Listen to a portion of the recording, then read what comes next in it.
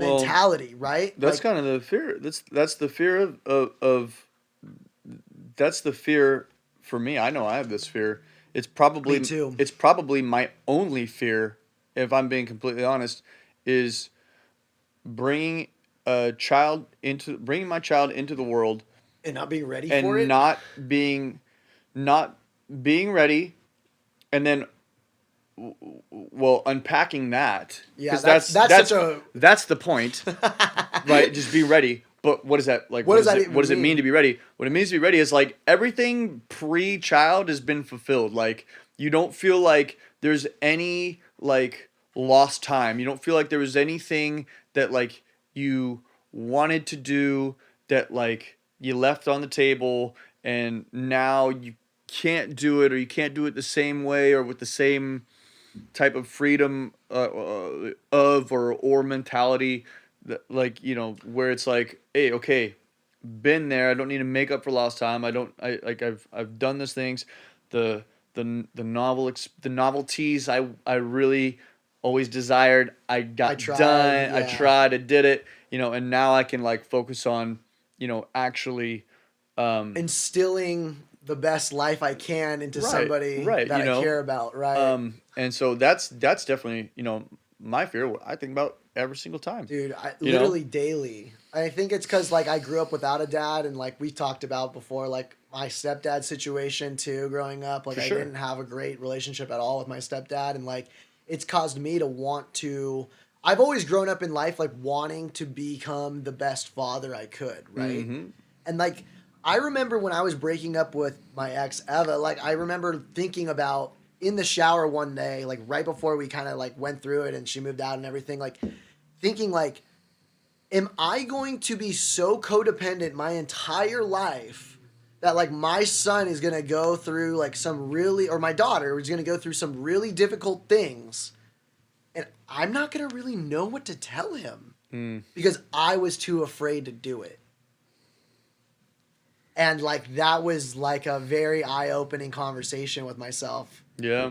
Like, shit. One of the more uh one of the more mature conversations I think that we have internally. You're like, damn, like am I, because I've had these perspectives, growing up and even as a kid. A lot of the things with my own father.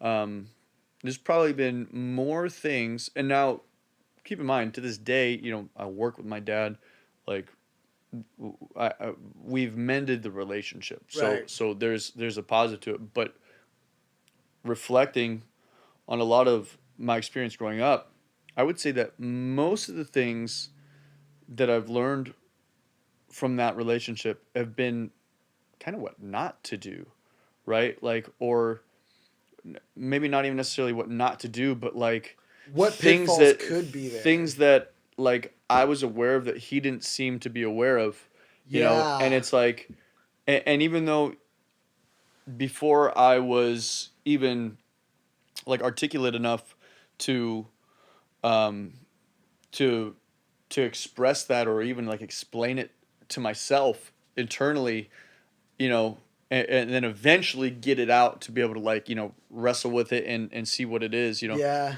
Those um are so different too. for sure. It's But like it's steps. but it's like even then I knew it's like, okay, like I mean, because the dude, I didn't drink.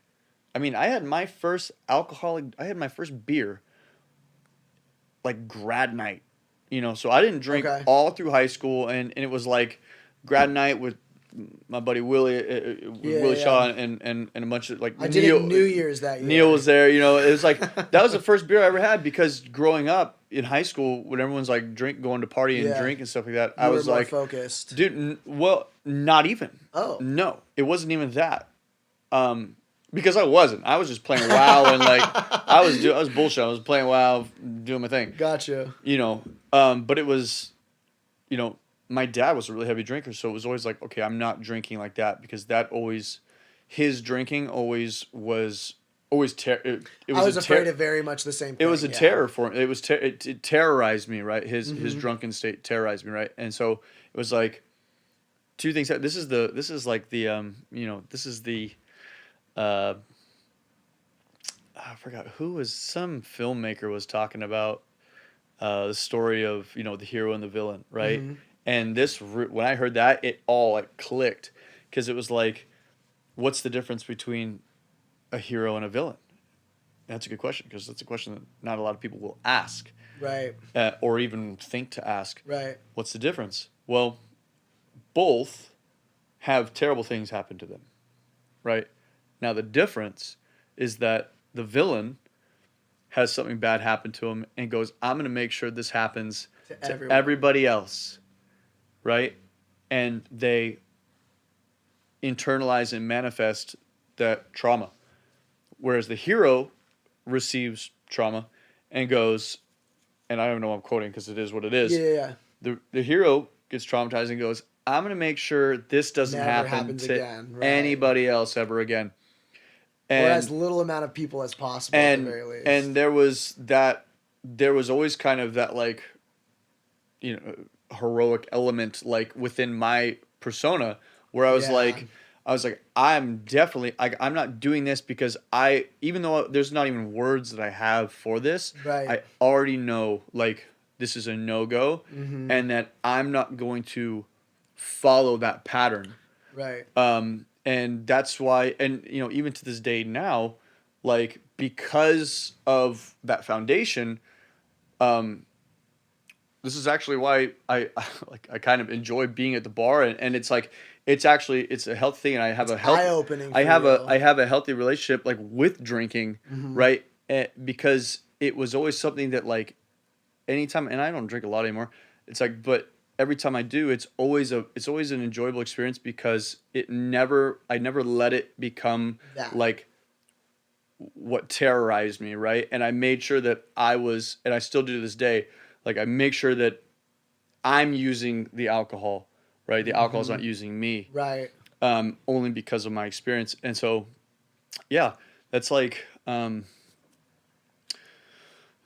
It's interesting that you say that. Like, I have a much easier time doing that with alcohol than I do with, like, marijuana, for instance. What do you mean? Like, I don't know. Like, for some reason, like, I'm not very into drinking, but, like, I have a very difficult time psychologically, like, not smoking every day. So you feel like you need to every day? I don't like the word need to. I feel like I want to, and I have the ability to, and there's no reason not to. Right. And then I wonder, is that just like what addicts do to, like, justify their behavior? I'm not addicted, bro. I swear. I know, right? Yeah, I'm not addicted. Well, but going back to even like what you were saying about your dad, there was something that came to my mind, and I thought about this when I was having an argument with my mom recently. Is that, like, our parents did the best they could with the resources they had also. Absolutely. And we are so blessed to grow up in a time with, like, YouTube, like, there's, like, pages like Psych to Go and, like, all this other stuff that I'm binging on a daily basis. And I'm sure you are too. Mm-hmm. And it's like, it causes so much more awareness to all of this stuff. Like, mental health awareness is not even close to what it is today in 1985. Yep. Not even close. It's non-existent, right? It's non-existent because you have a mentality that's I mean, think about it. I mean, you're talking about, you're raised by parents from a post Great Depression, post World War II era, and it's like survival, and it's like this. It's just this mentality. It's like you see it in that generation, in those two generations, really, where it's just, there's no time to think about the implications. You have to do work hard, and and if you're not working hard, if you're not doing, you're a worthless piece of shit. You're gonna die. Is how they feel like. I mean, literally, I mean, and it's like, in some regard, it's like, thank God for those people, because nothing would ever get done. But then it's like, as being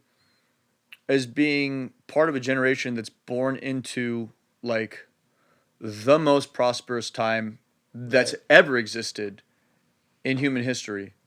It's like, well, what's interesting, what the weed does is it makes you relax, calm down, and go, well, what needs to be done? Introspecting. Like, Yeah. what really needs to be done? You know, like, I get you want to do things, but like, what needs to be done? And this conversation can really go into the woo-woo weeds, It does. and we won't go there yet. It But does, though. it's like, this is really like, okay. And there's a balance This to is that something I was woo-woo this stuff, this too. and this is like what I was telling people throughout the whole COVID thing. I'm like, you really just sit down. Everyone goes, oh, this and mask. It's like, yo, wait. Sit your ass down and really ask yourself, like, you think you're helping, like, are you helping? Like, does your action need to take place for this thing to get better, right? And it's like, it's kind of like you can reframe They're like that. scratching the itch, dude. Like they have like this itch that they need to do something, and then that's the easy way to feel like they did something. And that's the thing, is there actually like a bug bite that they need to scratch, or is it just they're like, or are they just thinking that it's itchy? Yeah. It's like, really, that's really the case. It's Right. like, is there really anything to fix, right? Like, or is there anything that you're like, that is it helping? Most of the times, no, right? And that's just kind of what that comes from. And so we're kind of born in this generation that's like more introspective, more going like, yo, like, I don't really feel like doing that. Yeah, doing that. Well, it's like, I don't feel like doing that. Like literally, like